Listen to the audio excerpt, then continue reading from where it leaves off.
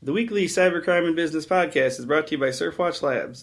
Surfwatch Labs delivers cyber risk intelligence solutions that help organizations understand the potential for cyber attacks, determine the impact to their business, and proactively address threats head-on.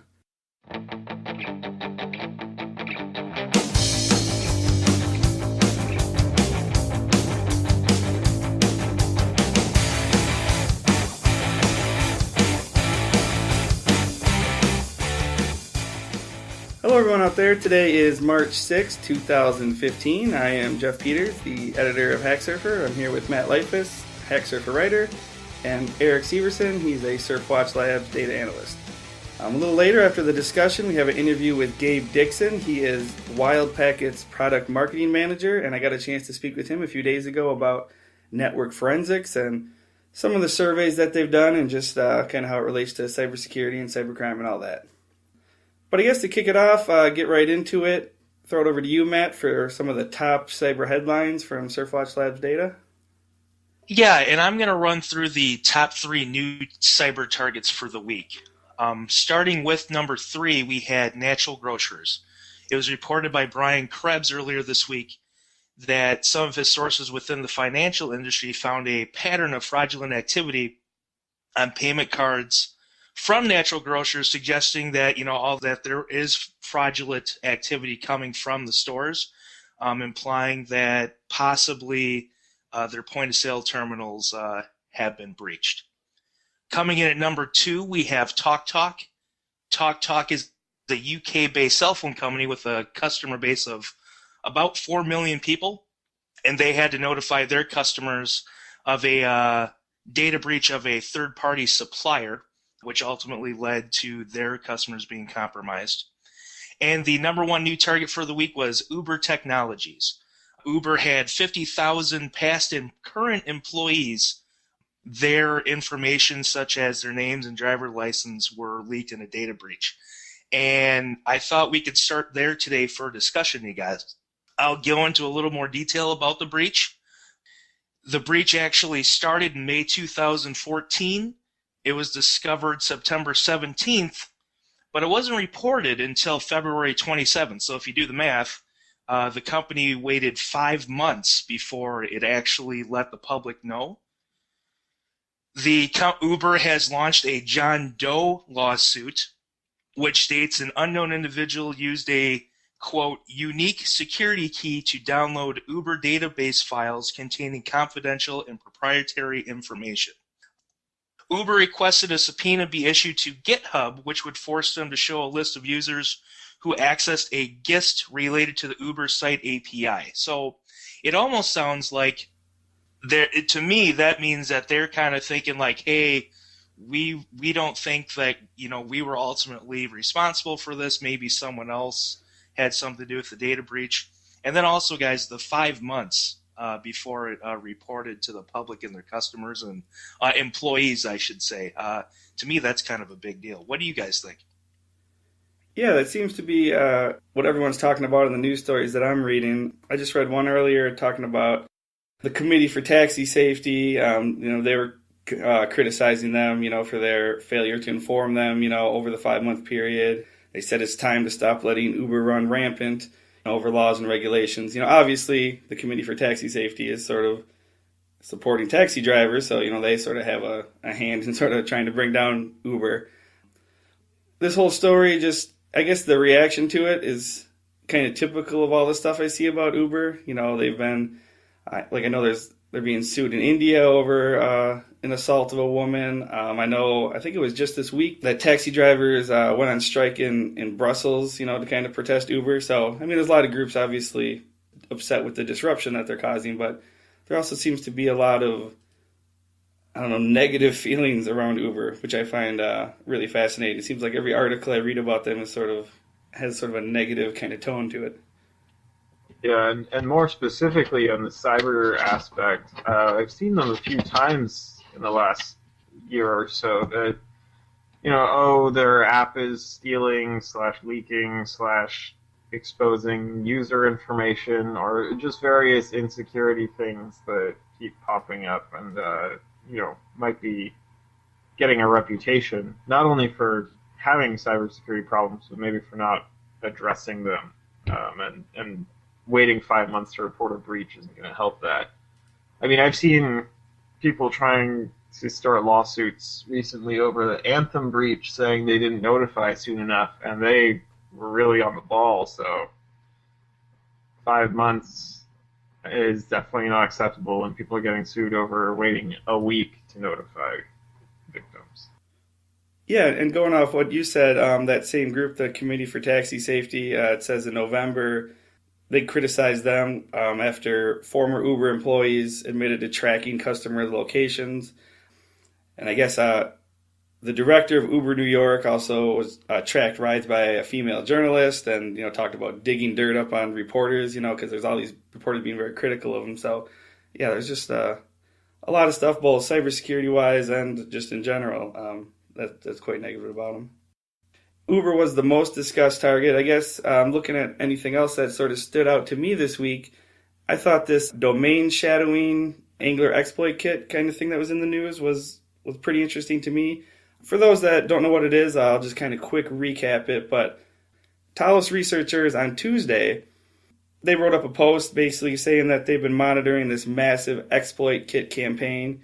Essentially, what it does is it's utilizing hijacked registrant accounts, particularly at GoDaddy, and then they create a lot of subdomains off of them.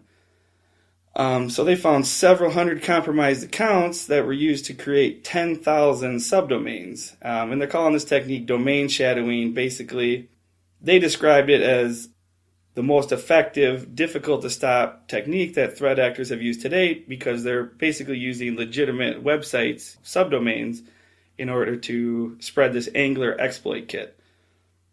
So I guess, kind of summarizing it all, they're basically saying that this Angler exploit kit is the winner in terms of who's going to replace the Blackhole Exploit Kit that kind of went away when Punch got arrested in late 2013. And kind of the theme I got from that is they just said there's, utilizing, 0 days and advanced evasion techniques is kind of now being packaged into this next evolution of productized industrial hacking, is what they describe it as. They said this illustrates how products like Angler have raised the bar for the effectiveness of user-driven exploit frameworks, putting it in the same arena as the advanced threat market. So there's kind of a lot going on there, but I thought that was one of the more interesting stories this week.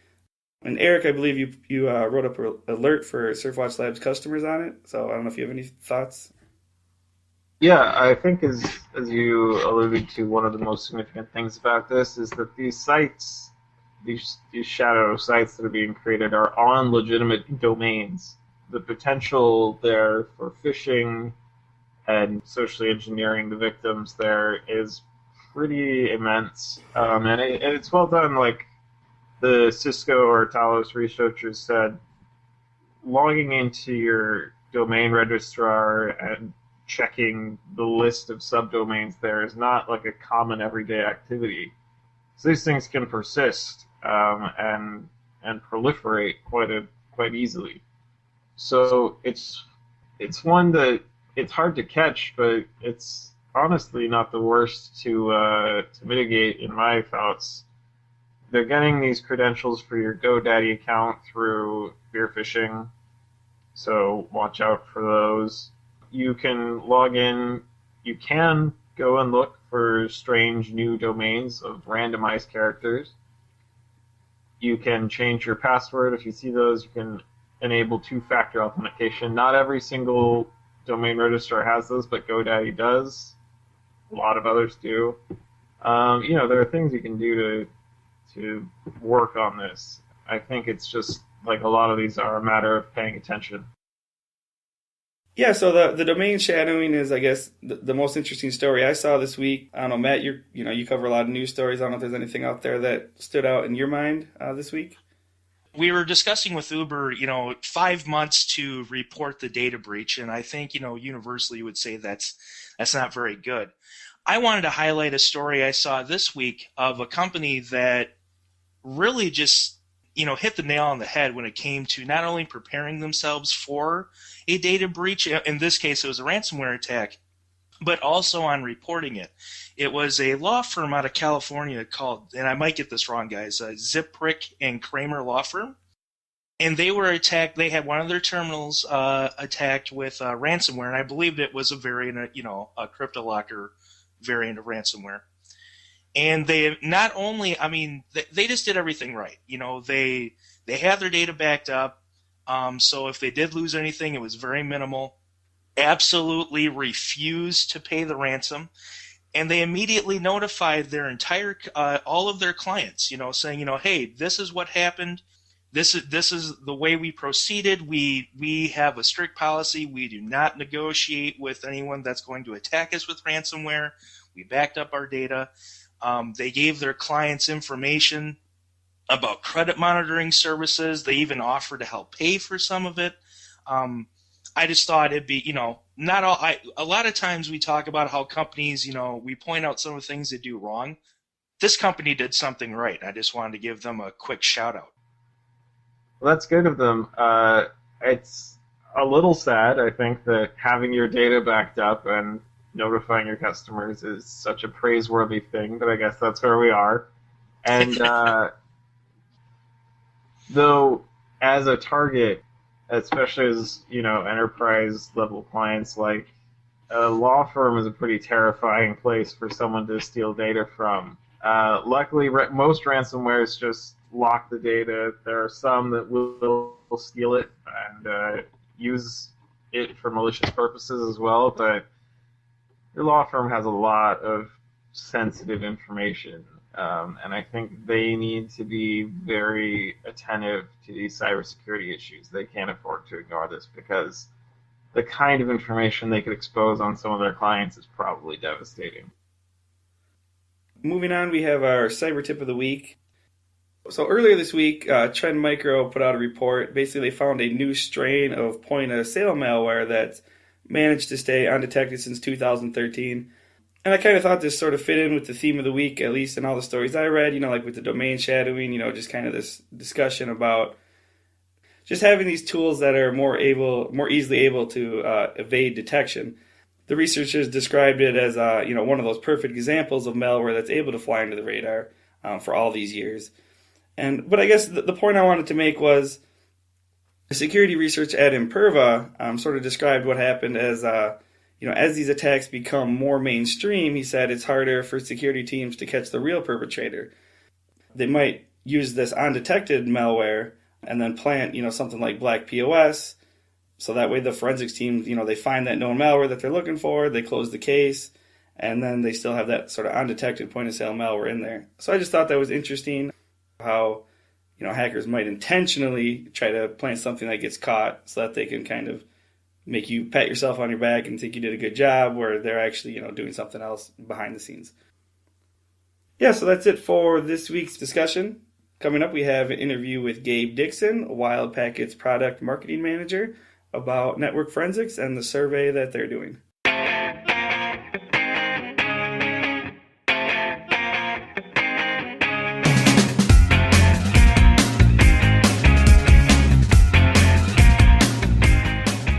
To get started, Gabe, could you just maybe give us a brief explanation of what network forensics is, for, say, like a CEO or business owner who's listening and, they hear all these different terms having to do with security? You maybe explain it a little bit?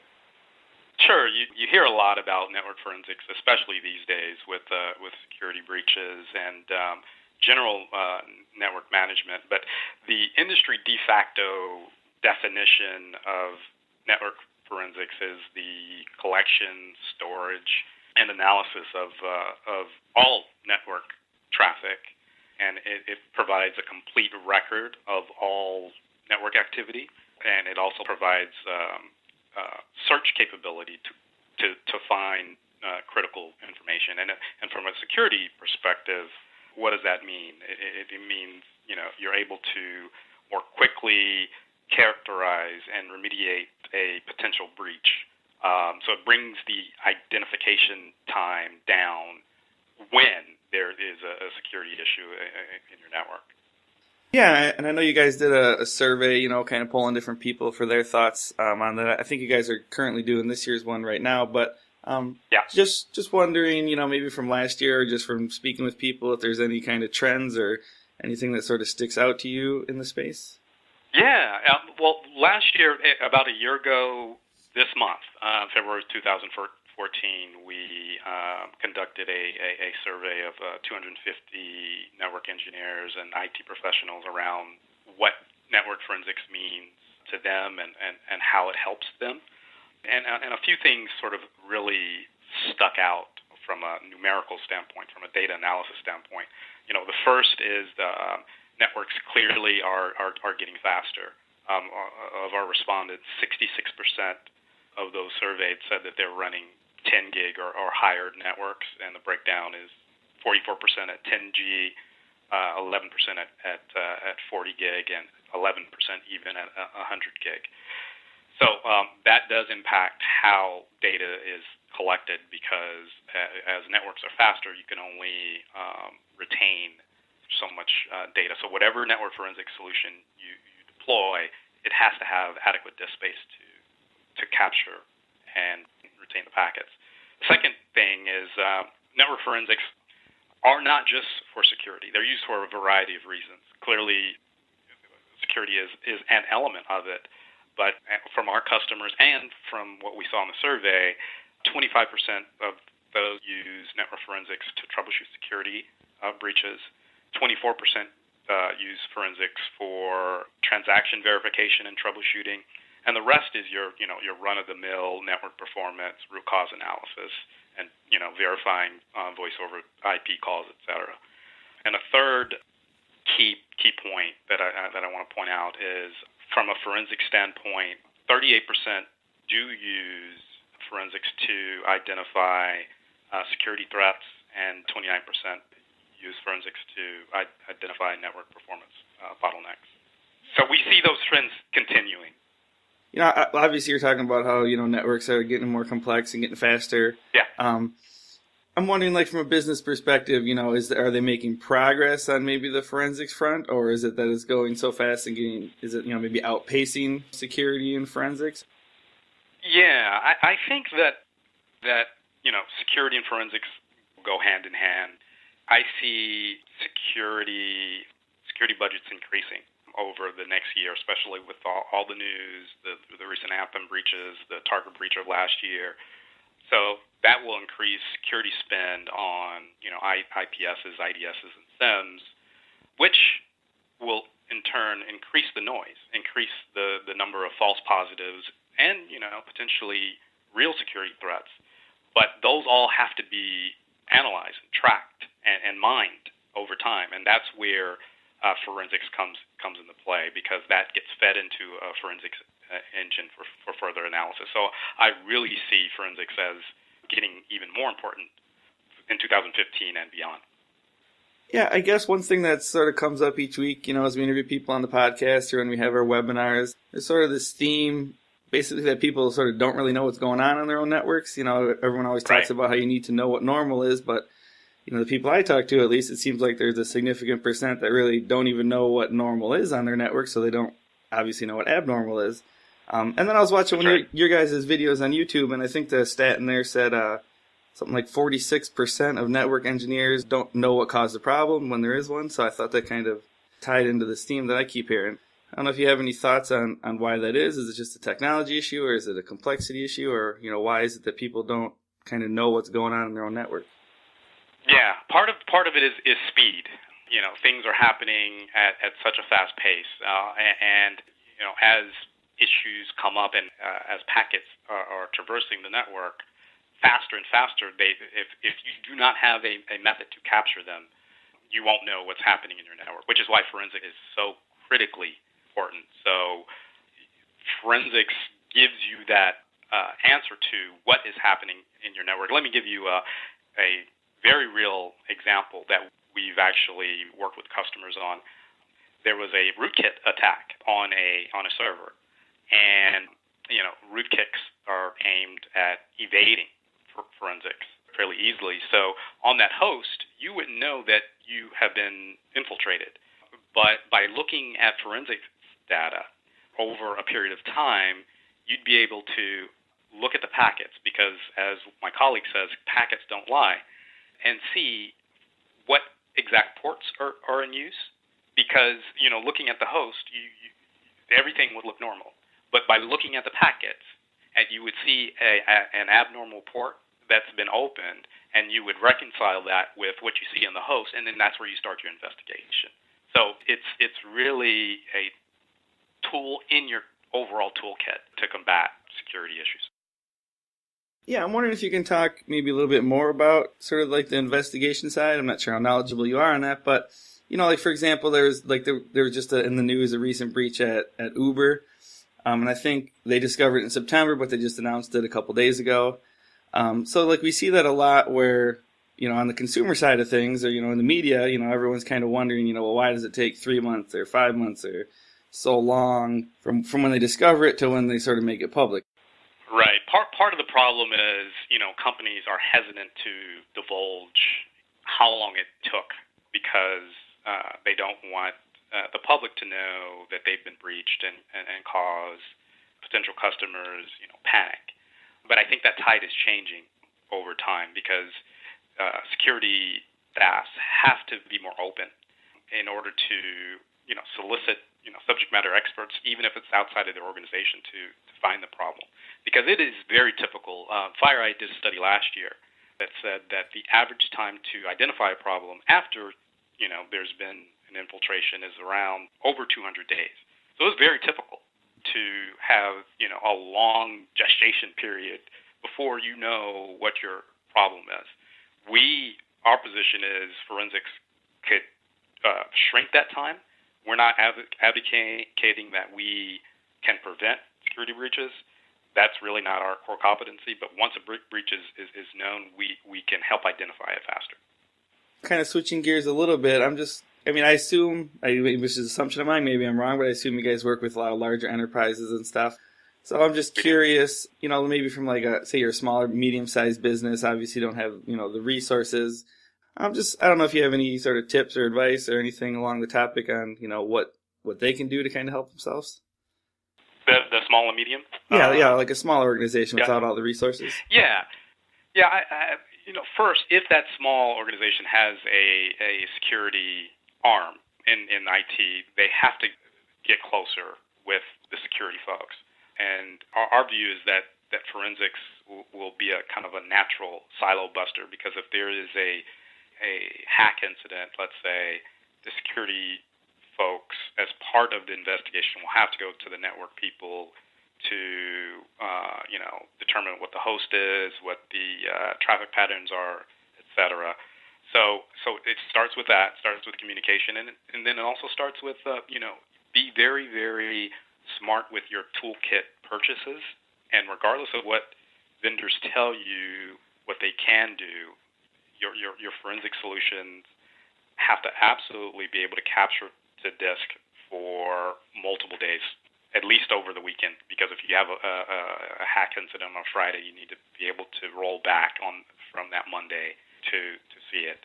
So be very, very careful about your purchases, and work closer and more closely with your security folks. And if you happen to be kind of a 2-in-1, you just need to make sure that you allocate some budget for tools, because speed will continuously outpace your tool set. I'm just wondering if you have any sort of just thoughts in general on, cybercrime and stuff that's happening out there. I think 2015 is kind of an interesting year so far because, we've got, the Anthem stuff that's kind of in the news, and, they're one of the largest insurers. Recently there was the Lenovo stuff that was going on. I don't know if you followed that with the Superfish adware everyone's been talking about the last week. And they're the largest PC maker. And then we had another story with Gemalto. They're the largest SIM manufacturer, and talking about, U.S. and British spy agencies getting in there. So I just thought it's interesting how there's all these basically huge companies so far this year getting breached. So that's kind of what stands out to me, but I didn't know if there's anything that maybe stood out to you. No, that also is what I noticed as well. My coworker was actually impacted by Anthem, and very likely, because we don't know the details of the security, we know that names were leaked, but beyond that, we don't know the specifics of what happened. So it's about really being vigilant.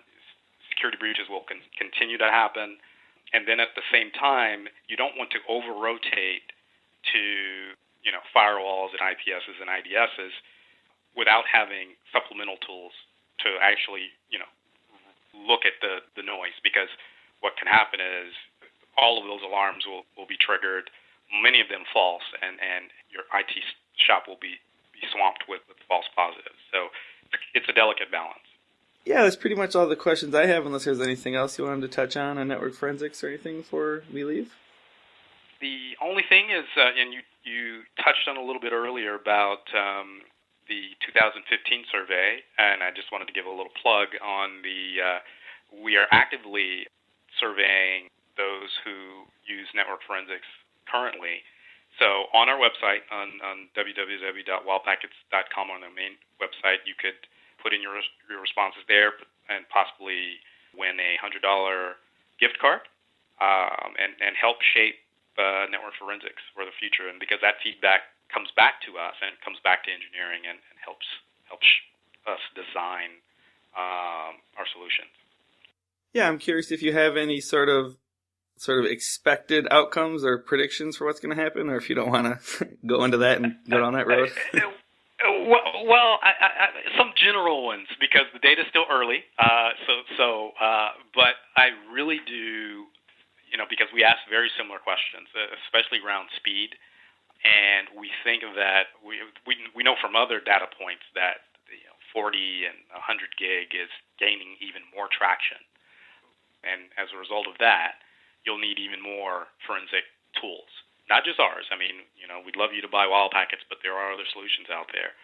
So I think that our numbers were 66% last year. We think that that'll be even higher, for 10G or higher. And I really think that the continued use of forensic solutions will bring network and security team a lot closer. So that's about all I want to venture into, predicting. But we'll have the data available. The survey closes in about 2 weeks, so look for the full report in late March, early April. And that's it for this week's Cybercrime and Business Podcast. Big thanks to everyone out there who listens each week. And as always, subscribe to us on iTunes, YouTube, or wherever else you listen. And check out hacksurfer.com and surfwatchlabs.com for more information.